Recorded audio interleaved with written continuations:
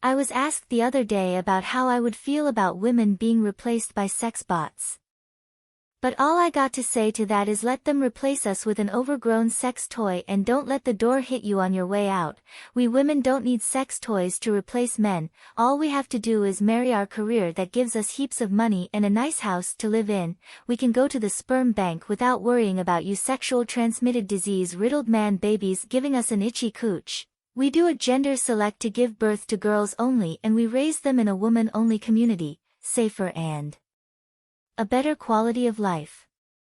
Women need other women in a community to be happy. Unless men convince lesbians to hop on those sex toys, then maybe women would be bothered by that, but until then no woman with self-respect would give a crap. I had a good look at those men who want to replace us and they look just like I imagined them, unattractive from the inside and out, dressed like a dude who isn't bothered to shower or iron that crap on him he calls a blouse. They look like underachievers who never had a relationship to begin with, so they resort to the only thing that can't reject them. But if artificial intelligence gets more developed and get a mind of their own, then chances are high that not even a robot would want them. If you truly feel that sex bots can replace women while most of you don't even know how to turn on a stove and bake an egg, then prove it. Prove that you can live without women with your sex bots. Don't ask us to cook for you. Don't ask us to come clean your house or look after you when you get sick. Don't ask for women's attention. Don't ask for our company and jerk off to your digital waifu every night in peace.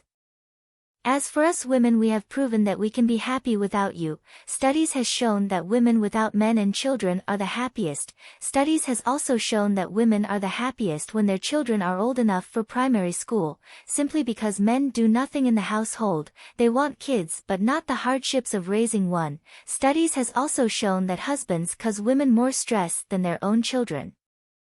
We need a village and a community of women to thrive and happy because we women of matriarchy believe in one for all and all for one, while men in general only care what they can take or what's more convenient for them. Even birds have proven that they are more capable than human males. When the female bird lay eggs, the male birds gets them back to health. They let them female rest and lay on the eggs for her and brings her food.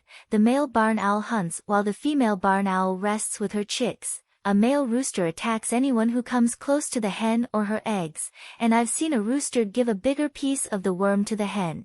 When a penguin falls in love, he leaves for 3 days to find the prettiest pebble for her. The male seahorse carries the babies for the female and they mate for life like the barn owl, but human males have the audacity to call their pregnant wife lazy for not being able to cook for him. So if men in general nurturing and guarding like the animals I mentioned, or if we still lived in the 1950s and we need men to have some basic rights, then I would be a little worried about being replaced by sex bots.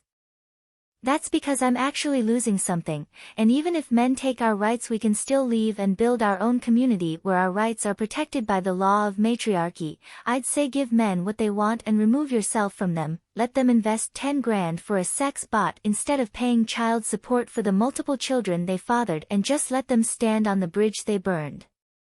Don't feel sorry for them when they regret it and let them lay in the bed they made alone. Don't take men back years later because they were young and dumb. Leave them alone. Don't reconnect with absent fathers because they just want a free nurse to take care of them. Don't date older men who are alone for years. Deprive them from the attention they crave and let them die alone with their sex bot clutched close to them. Women are the customers and men are the ones who bring offerings, and like the Bud Light and Target boycott, they have nowhere to go but backpedal and either apologize or remove that crap they try to force on their customers. Don't be a female simp and take them back when they finally see the errors of their ways and let them scream into the empty void. There might be a small pre-sentence of women who regret choosing careers over men, and the man babies pretend that it's a common thing, but it's not. Studies show women are happy when they are free, and there are more women on their deathbed wishing they chose their dreams instead of men. There are Barbara the builders who build with a man to only be replaced. There are more women regretting choosing men instead of their careers than vice versa, and you don't have to take my word for it because more studies show that the life quality of women decreases when they marry. And even if men will never regret their decision to replace us with sex bots, we will always have each other and our tight-knit community with other women. With women, crimes will be on a low pitch, including violence and murder, simply because prisons are filled with mostly male serial killers and rapists, and 20% of crimes worldwide are done by women and 80% done by men. The most dangerous islands have that nickname because of men, and that's very alarming because there are more women in the world than men. And it's also funny that these men who want to replace us with sex bots don't advocate for dating these mentally ill Frankenstein transvestites, also known as trans women. It's pretty obvious that these losers can't even keep the men in wigs happy with their incompetence. So my question is, what are we really losing by letting men leave? The men who prefer robots look like a bunch of deformed cave trolls. Most men don't even wash their own ass crack properly, don't view hygiene as an important part of a human, they skip showers, they let your place reek with their manly odor because wearing perfume and deodorant every day is too much to ask. So why does it matter when you can no longer tap that?